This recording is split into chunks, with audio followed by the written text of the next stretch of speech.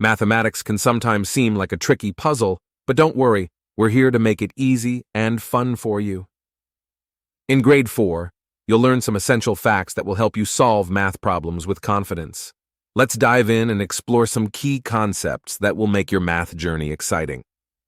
First things first, let's talk about adding and subtracting zero. It might sound strange, but when you add or subtract zero from a number, it doesn't change that number at all.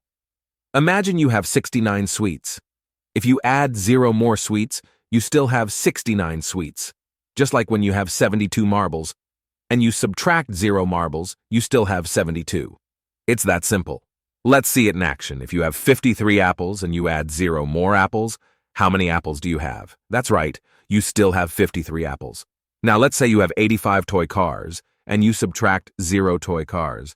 How many toy cars do you have left? You guessed it, you still have 85 toy cars. Now it's your turn to practice.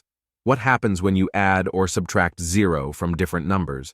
Try these questions and see how confident you are with adding and subtracting 0. So why is this important? Understanding that adding or subtracting 0 doesn't change a number helps us work with larger and more complex math problems. It's like having a secret math superpower. That wraps up our lesson on adding and subtracting 0.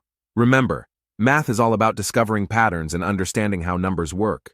You're doing fantastic. Be sure to subscribe for more fun math lessons and give us a thumbs up if you found this video helpful. Until next time, keep mastering math.